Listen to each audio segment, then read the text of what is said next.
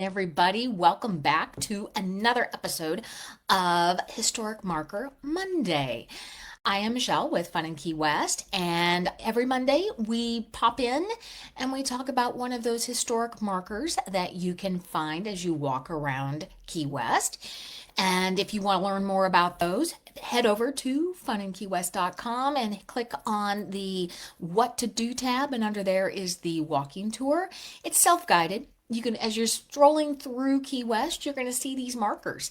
But I like to highlight them every week on Historic Marker Monday. And today's stop is the Key West Electric Company.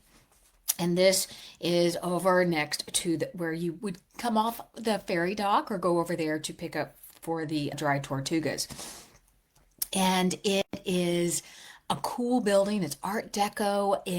As you walk by it, you think, this kind of seems out of place, but it really isn't. It fits right into the theme of Key West. But it's still an electric company today, and that's what's really cool. But if we start to go back and look at the history of electricity and the electric company, it goes back to 1887, because that's when electricity came to Key West. And that's even before Miami had a train station. Think about that.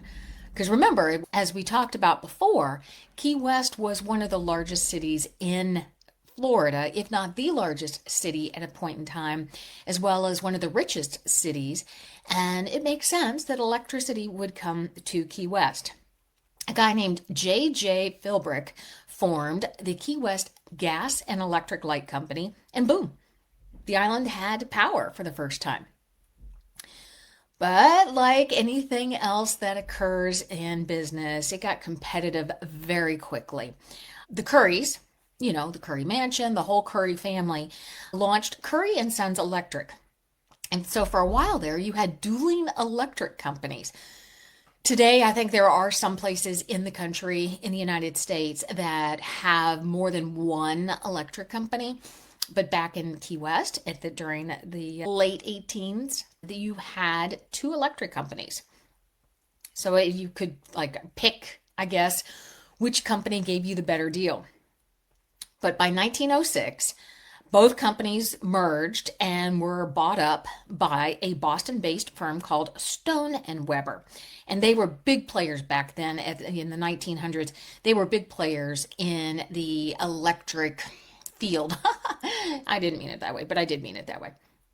They had electric companies all over the country. So this is what they did. They went in and bought up these smaller electric companies and then merged them into their own company. But by 1943, the city of Key West went, well, wait a second. Why are we letting somebody else have control over our electricity? And so they bought it back. And that's when the city electric system was born. Back then, the island generated its own electricity, and they used diesel and steam generators.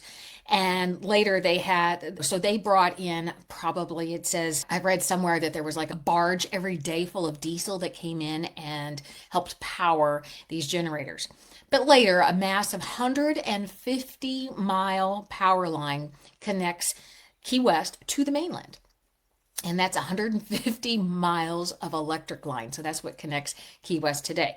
Now, interesting fact, they still can, in cases of emergency, generate their own power in Key West. But so now, the Florida Keys Electric Company there, they supply not only power for Key West, but most of the lower keys. And so it's quite the endeavor still. It's not just, think about it. You are that far from the mainland. You're over all these islands, all those bridges, having to bring in electricity. It's quite the endeavor. But the building is beautiful. You have an Art Deco gym. You think like you're in South Beach, but you're seeing roosters and you're having conch fritters. I just love the Art Deco look of the building. If you get a chance, walk around it. It's a beauty for sure. This is actually the electric company in Key West is one of the very few left that are municipality-owned utilities. It's not private, it's not any of that, it's owned by the city. And so they still have the ability to manage their power. And I just love that. They have that ability. First streetlights in Key West, these were powered by the beginnings of this electric company. In the beginning, though, only the fanciest homes and public areas have power, and then eventually it migrated out to everybody.